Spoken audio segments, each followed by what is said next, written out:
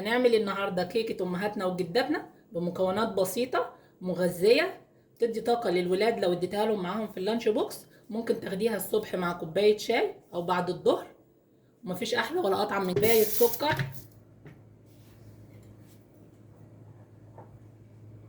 كوبايه لبن، نص كوبايه زيت على معلقتين سمنه كبار. السمنه بتدي طعم حلو لكيكه الذره. 3 بيضات عليهم معلقه فانيليا، عليهم معلقه صغيره خل. الخل بيشيل زفاره البيض خالص. هحط عليهم ربع كوبايه عسل اسود. العسل الاسود هيزود القيمه الغذائيه للكيك وهيخلي طعمها حلو جدا. هخلط المكونات كلها مع بعض في الخلاط. عايزه اقول لكم ان المكونات الكيك لازم كلها تكون خارج التلاجة بفتره، وده من اسباب نجاح الكيك. بعد ما ضربت المكونات السايله كلها كده في الخلاط، شايفين اللون التحفه بتاع العسل الاسود عامل خليط الكيك ازاي حلو وريحته تجنن اساسا.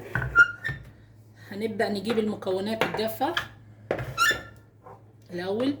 في كوبايه دقيق ابيض عادي هنخلها.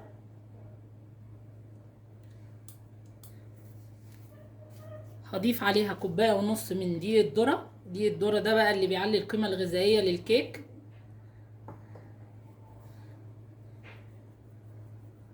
بعد ما نخلت الدقيق الابيض ودقيق الذره بالشكل ده مع بعض 3 4 مرات، ده اللي بيدي هشاشه وطراوه للكيك، هضيف عليه باكو كيك شيف، رشه ملح اللي بتظهر الطعم صغيره،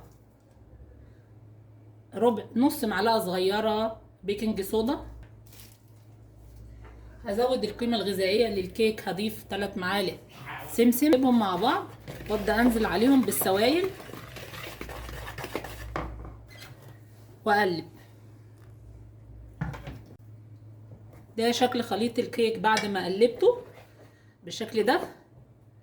عايزه اقول لكم يا جماعه ان خليط الكيك قوامه في ايدينا. لو لقيتي قوام الكيك خفيف بتزودي معلقتين دقيق، لو لقيتي القوام تقيل بتجيبي معلقتين لبن وتبداي تضيفيهم وتقلبي لحد ما تظبطي قوام الكيك معاكي. انا جبت صينيه دهنتها سمنه ورشيتها بالدقيق بالشكل ده. هبدا انزل فيها بخليط الكيك.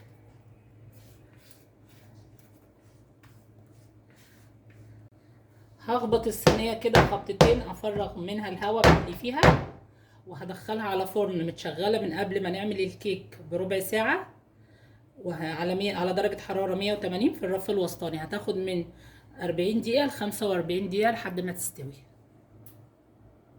ده شكل الكيك بعد ما خرجت من الفرن. اختبرتها بحرف السكينه كده، طلعت ما فيهاش عجين، يبقى استوت. شايفين الهشاشه، شايفين الطراوه. عايزه اقول لكم ان ريحتها تحفه، طعمها جامد، لازم تجربوا.